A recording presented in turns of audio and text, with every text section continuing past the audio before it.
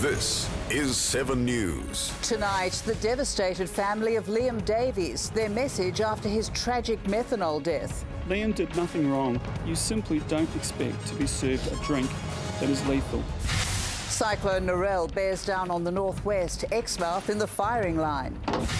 Exclusive, a plea from a top Perth cyclist injured in a hit and run.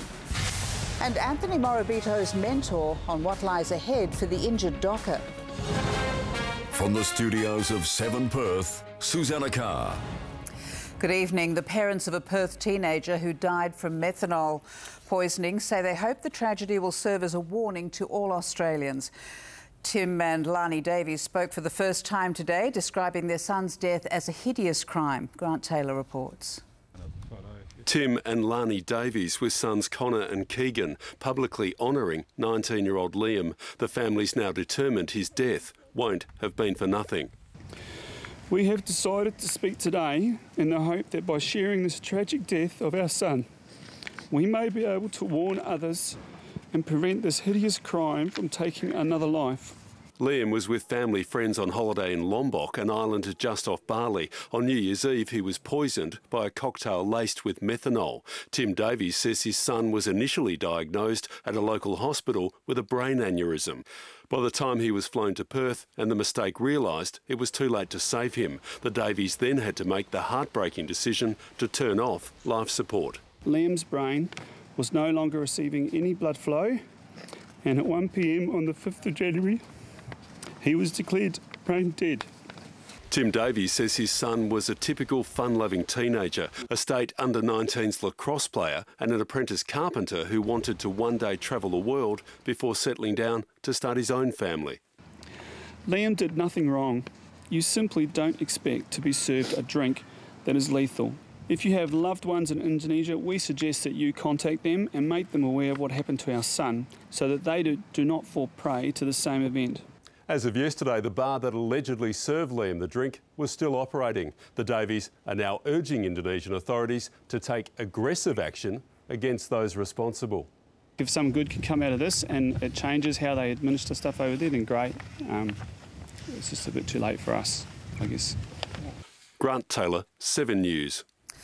Pilbara residents have been put on official alert as tropical cyclone Narelle gathers strength. Oil rigs and ports are being closed and some people are leaving as the Category 3 cyclone bears down on the coast between Karratha and Exmouth. Rob Scott is there.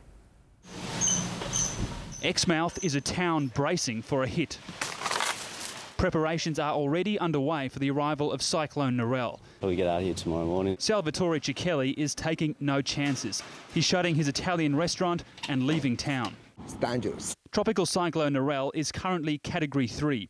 She's around 900 kilometres northwest of Exmouth and is increasing in intensity. And that may bring with it some very destructive winds, heavy rainfall and a dangerous storm tide. Communities between Wim Creek and Mardi, including Karratha, are already on blue alert. The normal, cyclone preparation, batteries for your radio, water, bit of food. The cyclone isn't due to reach Exmouth until late Friday night, but boaties sprang into action today.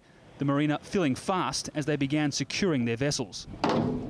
The SES is also worried about a king tide due here this weekend. Normally it's around 2.5 to 3 metres in height, but with the cyclone it could reach 5 metres and then flooding is inevitable.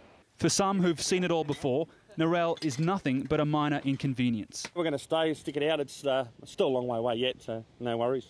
But others are leaving nothing to chance. And reporter Rob Scott is in Exmouth. Rob, when can we residents expect to see the first signs of Cyclone Narelle? Well, so the cyclone is heading pretty quickly in a southwesterly direction towards the coast. But as you've just heard, the full effects of the cyclone aren't expected to be felt until at least the weekend. But for those residents living between Wim Creek and Mardi, which does include Karratha, they're already on blue alert with 100 km/h gale force winds due to hit the region tomorrow night. For us here in Exmouth, we're also expecting to move to the same blue alert by several. And we seem to have lost Rob, but thanks for that. A 27-year-old Mosman Park man was killed in a car crash in Yokine this morning. Police have been told the man who was killed sped through a stop sign.